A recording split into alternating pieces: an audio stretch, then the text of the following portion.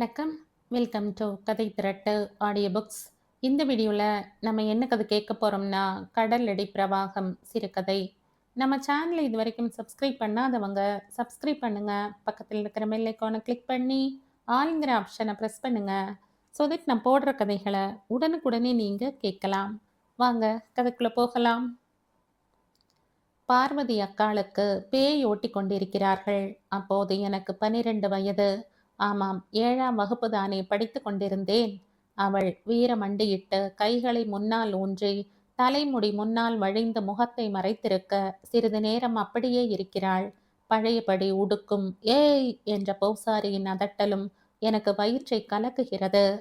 பார்வதி அக்கா தலையையும் உடம்பையும் வலதுபுறமாக சுற்றுகிறாள். அவளது நீண்ட கூந்தல் வட்டமடிக்கிறது. அவள் நிறுத்திய பின் தோளிலும் பின்புறமும் விழுகிறது. சொல்லு, யாரு நீ என்கிறார் பூசாரி. அவள் பெருமூச்சு விட்டு கூரை முகட்டை முறைக்கிறாள். ஏற்கனவே செக்க சிவந்த அவள் முகம் இப்போது கன்றி போய் குங்குமமாயிருக்கிறது. நெற்றியில் நிஜ குங்குமமும் திருநீரும் அப்பி அலங்கோலமாக கலைந்திருக்கிறது. கண்ணீர் வழிந்தபடி இருக்கிறது. அவள் பல்லை கடிக்கிறாள். எனக்கு பயமாக இருக்கிறது. ஆனால் தொடர்ந்து அங்கேயே இருக்க வேண்டுமென்று ஆசையாகவும் இருக்கிறது. பக்கத்தில் சவுந்தரராஜன் நின்று கொண்டிருக்கிறான். அவன் என் தோஸ்த். அவனுக்கு அவ்வளவு பயம் கிடையாது போலிருக்கிறது. ஒருவேளை அவனும் என்னை பற்றி இப்படியே நினைத்து கொண்டிருந்தானோ என்னவோ. சின்ன பூசாரி இப்போது தன் பங்கிற்கு பார்வதி அக்காவை மிரட்டுகிறான். யாரு நீ? எங்க வந்த? சொல்லலைன்னா உரிச்சிடுவேன். உருப்பியாடா? பார்வதி அக்கா அவனை முறைத்து அவன் மேல் பாய போவது போல இருக்கிறது. சின்ன பூசாரி ஒரு கணம் பயந்து விட்டான் என்றுதான் தோன்றுகிறது. எதனாலோ எனக்கு பூசாரியை அந்த அக்கா ஏதாவது செய்துவிட்டால் நன்றாகத்தான் இருக்கும் போல் இருக்கிறது. ஆனால் பெரிய பூசாரி சட்டென்று கீழே இருந்த எருக்கங்குச்சியை எடுத்து அக்காவின் முகத்தில் அடிக்கிறான். அவள் பின் வாங்குகிறாள். எனக்கு அந்த அக்கா மேல் பாவமாக வருகிறது. அப்புறம் அந்த அடியெல்லாம் பேய்க்குத்தானே விழும் என்று நானே சமாதானம் செய்து கொள்கிறேன். யாரு நீ? எந்த ஊரு? எப்படி செத்த? சொல்ல மாட்டேன். பெரிய பூசாரி எருக்கம் குச்சியால் வெளுத்து வாங்குகிறான். சொல்ல மாட்டேன், சொல்ல மாட்டேன், சொல்ல மாட்டேன். பேயா அல்லாமல் நிச்சயமாக பார்வதி அக்காவால் இந்த அடிகளை தாங்க முடியாது. சுற்றி இருக்கிற ஆண்களும் பெண்களும் விழி பிதுங்கி நிற்கிறார்கள். எருக்கங்குச்சி பெய்ந்து தீர்ந்து போகிறது.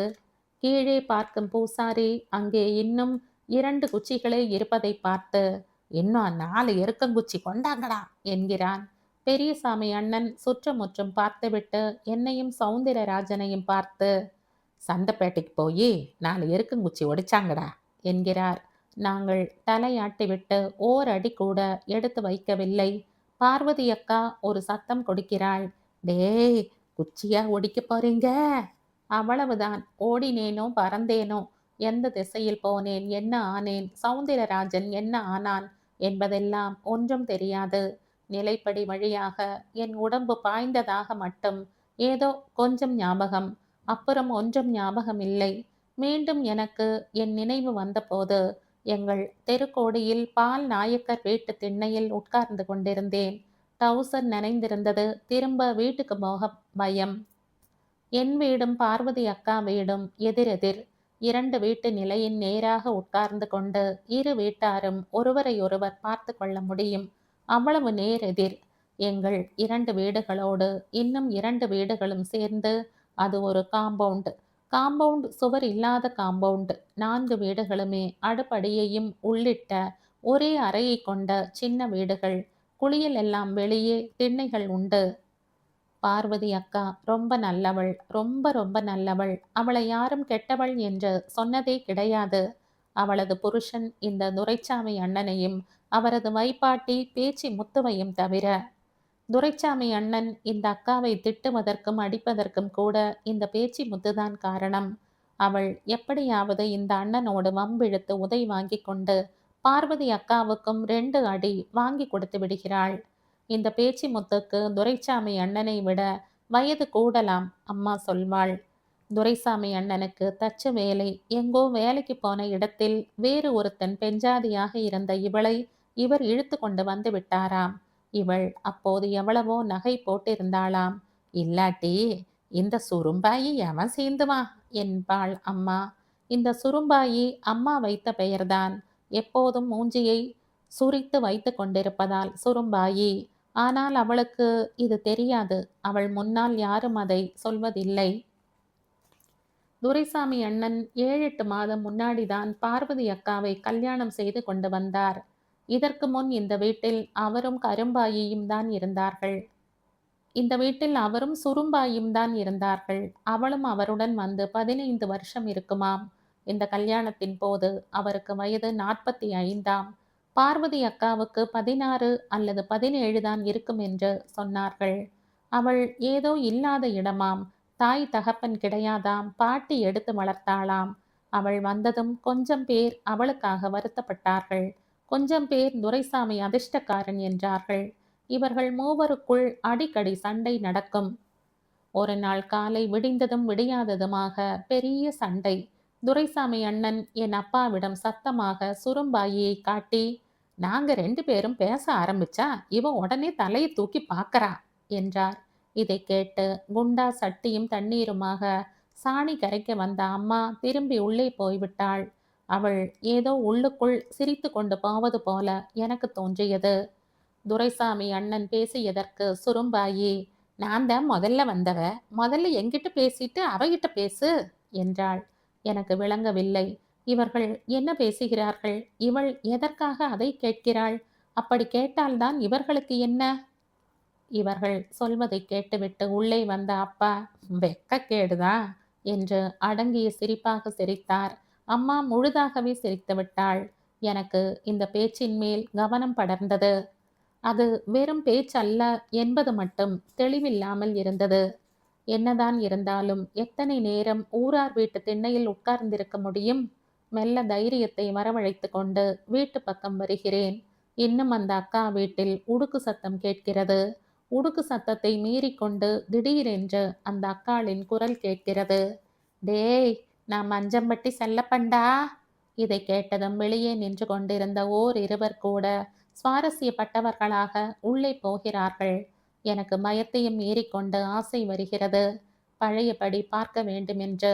உடனே பயத்திற்கும் ஆசைக்கும் இடையில் ஒரு அருமையான யோசனை. உள்ளே போனால் தானே பிரச்சனை. அவர்கள் வீட்டின் வட புற சுவரில் ஒரு ஜன்னல் இருக்கிறது. அதை அடுத்து கொஞ்சமான இடைவெளியில் அடுத்த வீட்டு சுவர் வந்து விடுவதால் அது சரியாக யாருக்கும் தெரியாது. அங்கே போய் பார்த்தால்? அங்கே போகிறேன். எனக்கு முன்பே அங்கே 4-5 பெண்கள் நின்று பார்த்து கொண்டிருக்கிறார்கள்.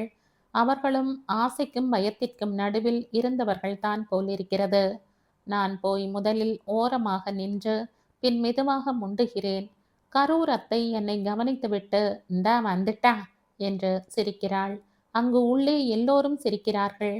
அவர்கள் எல்லோரும் நான் ஓடியதை பார்த்தவர்களாக இருக்க வேண்டும். சரி பாரு என்ற கரூர் அத்தை என்னை முன்னால் விட்டு பின்னால் நின்று கொள்கிறாள்.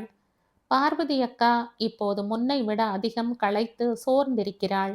பூசாரி முகத்தில் ஜெயித்து விட்ட மாதிரி ஏதோ தெரிகிறது.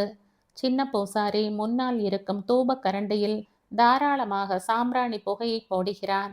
குபீர் என்று கிளம்பும் புகையை பார்வதி அக்கா முகத்தை நோக்கி ஊதி விடுகிறான். அக்கா, டேய் ஊதாதடா என்று கத்துகிறாள். சொல்லு, நீ எப்படி செத்த? சொல்றேன்டா. நான் பாபா நாய்க்கிற பலசரக்கு கடையில் வேலை செஞ்சேன். ஒரு நாள் அவர் கூப்பிட்டப்போ உள்ள கொஞ்சம் பொட்டுக்கடலையும் சர்க்கரையும் சேர்த்து தின்னுட்டு இருந்தேன். அதனால உடனே வர முடியல. அவர் 2ஆம் தடவை கூப்பிட்டாரு. தின்னதை முழுங்கையும் முழுங்காமையும் வெளியே வந்தேன். அதை பார்த்துட்டு தின்னி பயலேன்னு சொல்லி ஒரு படிக்கல்ல எடுத்து எரிஞ்சாரு. அது பொட்டுல பட்டு நான் செத்து போயிட்டேன். அப்புறம் என்னைய மூட்டையா சாக்கில் கட்டி வண்டியில் சரக்கோட சரக்கா ஏற்றி ராத்திரியில் தண்டவாளத்து மேலே வச்சுட்டு வந்துட்டாங்க. இந்த பொண்ணை எப்படி பிடிச்ச? திடீரென்று அவள் நிமிர்ந்து பூசாரியை முறைத்து, எப்படியோ பிடிச்ச, உனக்கு என்னடா என்கிறாள். பூசாரி பழையபடி 2 அடி வைக்கிறான். அவளுக்கு மயக்கம் வந்து விடுகிறது. எல்லோரும் பரபரக்கிறார்கள். அவள் முகத்தில் தண்ணீர் தெளிக்கிறார்கள். பூசாரி எல்லோருக்கும் சொல்வது போல பொதுவாக பேசுகிறான். ஆசாமி குடுமிய கொடுத்துட்டான். நாளைக்கு வெளியே இழுத்து எறிஞ்சிடுவேன். இருந்தாலும் ஆளு கல்லுளி மங்க. நானும் எத்தனையோ பசங்களை பார்த்துருக்கேன். இவனை மாதிரி பதுங்கிறவனை பார்த்ததில்ல என்ற யாரோ மனிதனை பற்றி பேசுவது போல பேசுகிறான். பேய் ஓட்டுவது அன்று அதோடு நிறுத்தப்படுகிறது. மயக்கம் தெளிந்து எழுந்த பார்வதி அக்கா எழுந்து தள்ளாடி அழுதபடி வெளியே வருகிறாள். நாங்களும் வாசலுக்கு வருகிறோம். அக்கா குளிக்கிற பக்கம் போய்விட்டு திரும்பும்போது நான் பூசாரி அடித்த அடிகள் பேயோடு போயிருக்குமா என்று அவள் உடலை பார்க்கிறேன். கைகளில் விழுந்த அடிகள் இன்னும் வரி வரியாக தெரிகின்றன. எங்கள் வளைவில் 4வது வீட்டில் குடியிருப்பவர் சதாசிவம் மாமா. அவர் வீட்டில் அவரும் அவர் அம்மா ரெங்கப்பாட்டியும் தான். சதாசிவம் மாமா கருப்பு சட்டை கட்சி, எப்போது பார்த்தாலும் பெரியார் பெரியார் என்று சொல்லிக் கொண்டிருப்பார். என் அப்பா கூட ஒரு நாள், என்னப்பா சதாசிவம்னு பேரை வச்சுக்கிட்டு சதா பெரியார் பெரியார்னு சொல்லிக்கிட்டு இருக்க என்று கேலி செய்தார். அவர் எங்களூர் பஞ்சு மில்லில் கிளார்க்காக இருந்தார். அவருடன் வேலை செய்கிறவர்களும் நண்பர்களுமாக பலர் 4 பேர் 5 பேர் என்று அடிக்கடி வீட்டுக்கு வந்து பேசிக் கொண்டிருப்பார்கள். அவர்கள் வந்துவிட்டால் டீ சப்ளைக்கு கடைக்கு ஓடுவது நான் தான். அன்றைக்கு சாயந்தரம் அவர் வீட்டிற்கு 2 3 பேர் வந்திருக்கிறார்கள். டீ வாங்கி வந்த கையோடு நானும் திண்ணையில் உட்கார்ந்திருக்கிறேன். அவர்களோடு எங்களை எருக்கங்குச்சி கொண்டாட சொன்ன பெரியசாமி அண்ணனும் இருக்கிறார்.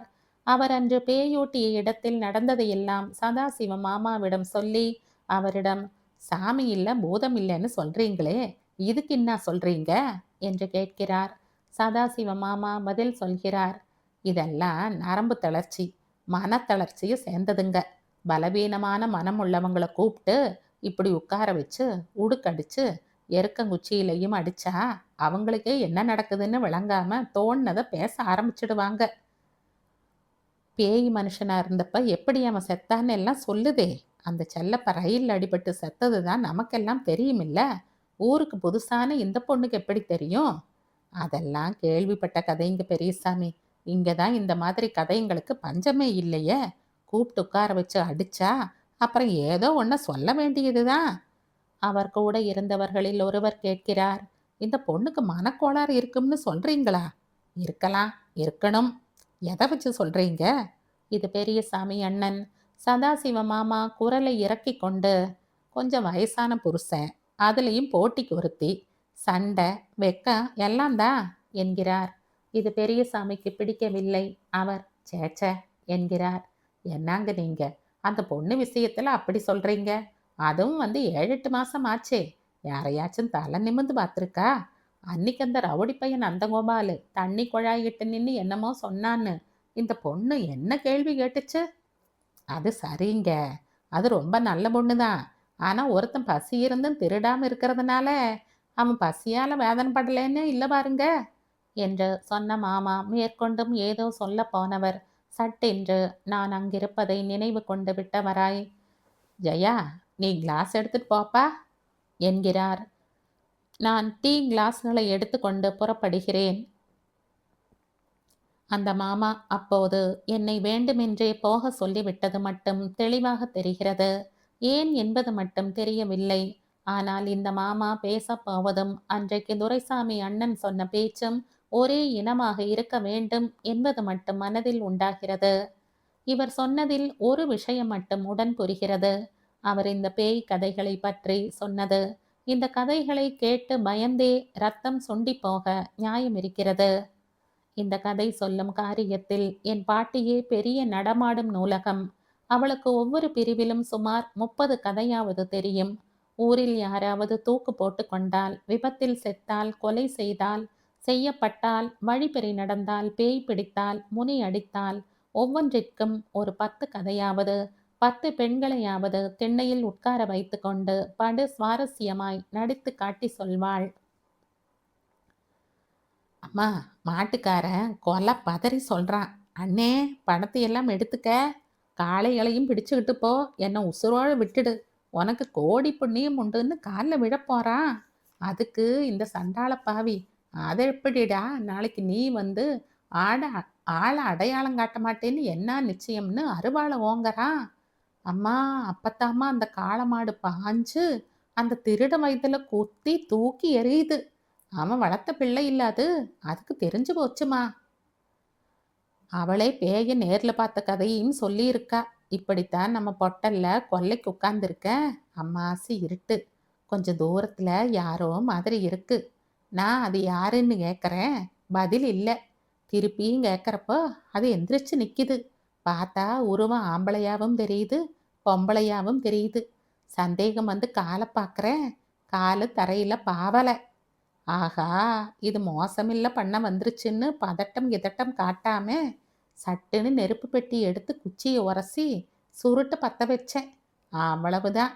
நெருப்ப கண்டுட்டா, அப்புறம் எங்க அங்க நிக்கிறது? நானும் அவர்களோடு கூட உட்கார்ந்து இந்த கதைகளை ரொம்ப சுவாரஸ்யமாக கேட்டுக்கொண்டிருப்பேன். ஆனால் ராத்திரியானதும் தான் கஷ்டம். கண்ணை திறந்தால் அது கதவிடம் நிற்பது போல் இருக்கும்.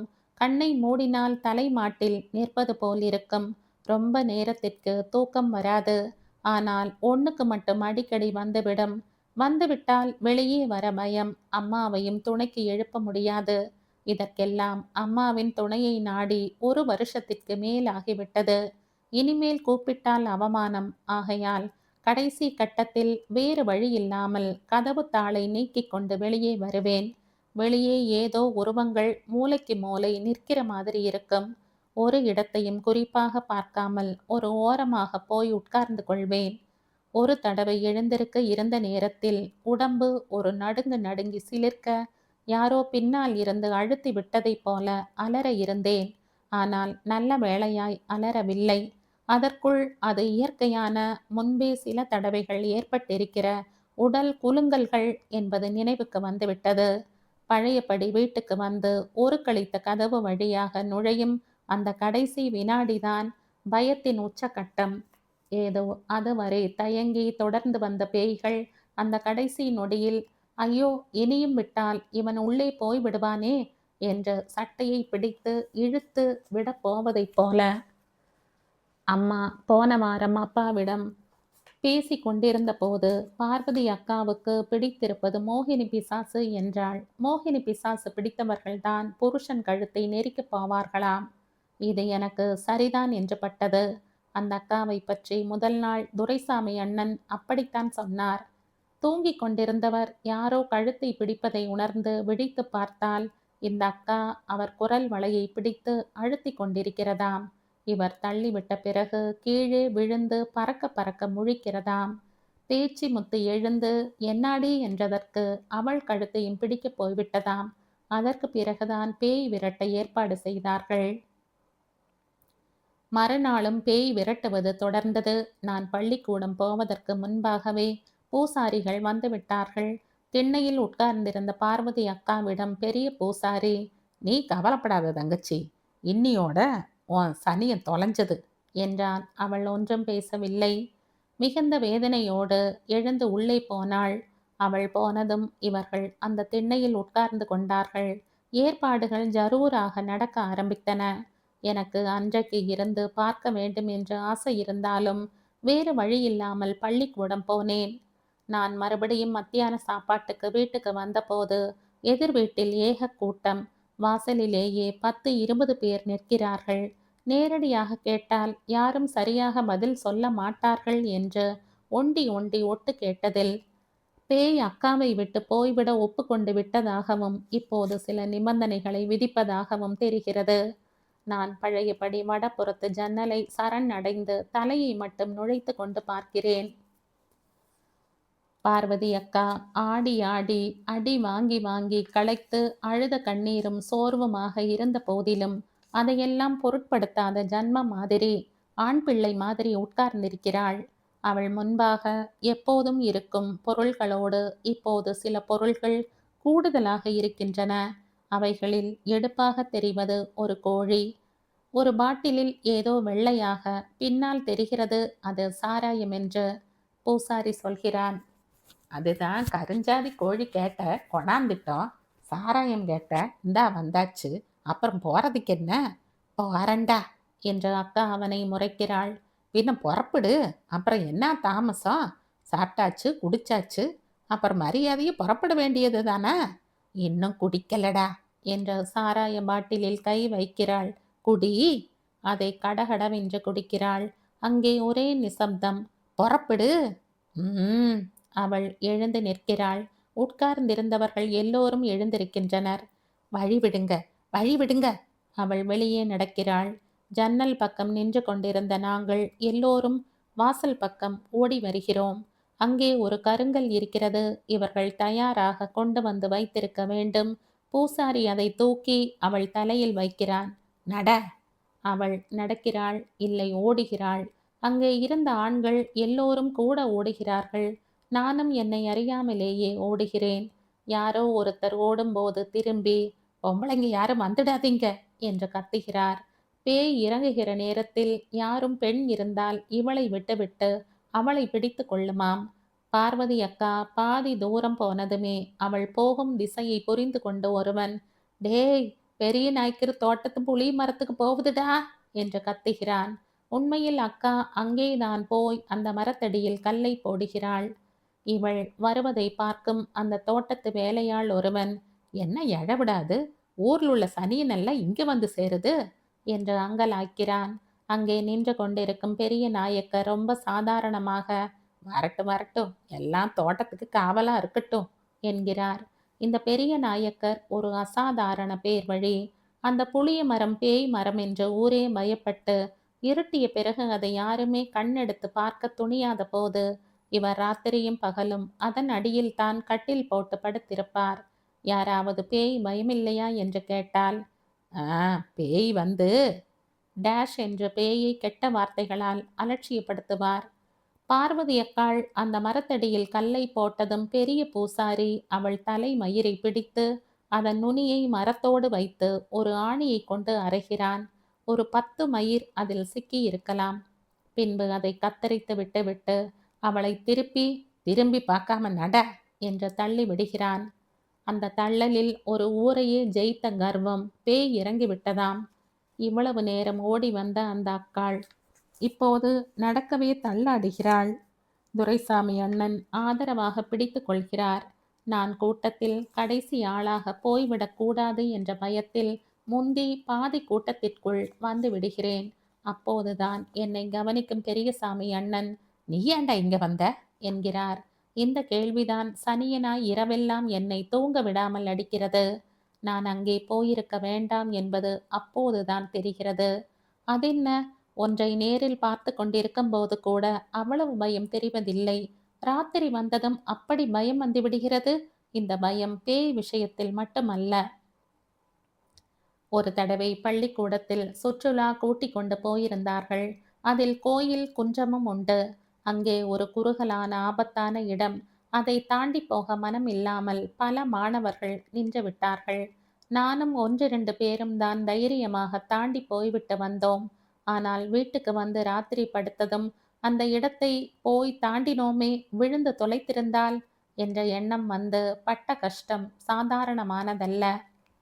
இந்த பேய் ஓட்டத்திற்கு பிறகு பார்வதி அக்கா கொஞ்சம் நன்றாக இருந்த மாதிரிதான் இருந்தது. உடம்பு கூட கொஞ்சம் தேறி இருந்தது.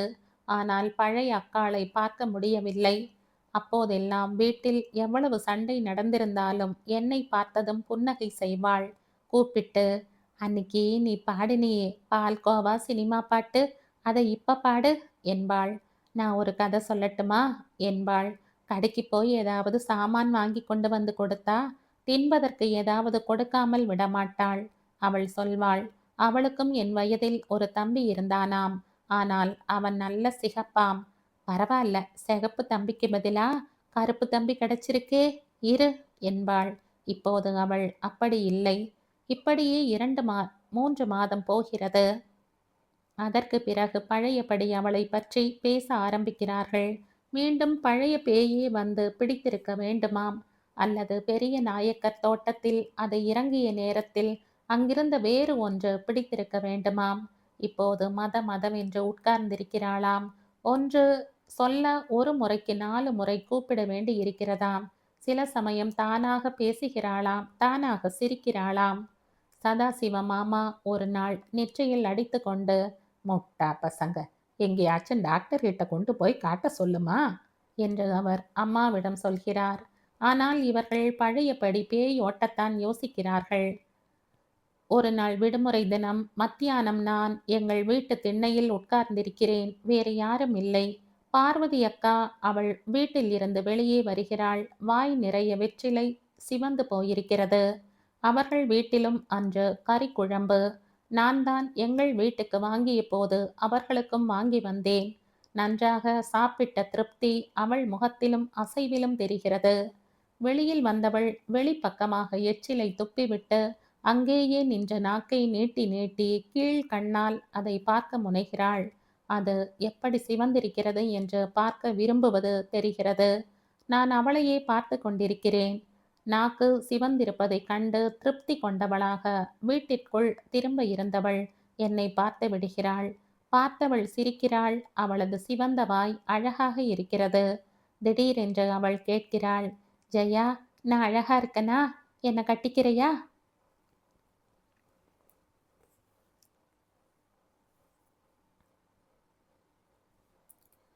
இதோடு இந்த கதை முடியுது. இந்த கதை உங்களுக்கு பிடிச்சிருந்தா லைக் பண்ணுங்க, ஷேர் பண்ணுங்க, சப்ஸ்கிரைப் பண்ணுங்க. மற்றும் ஒரு இன்ட்ரெஸ்டிங்கான கதையோட அடுத்த வீடியோவில் சந்திப்போம். பாய். தேங்க்யூ.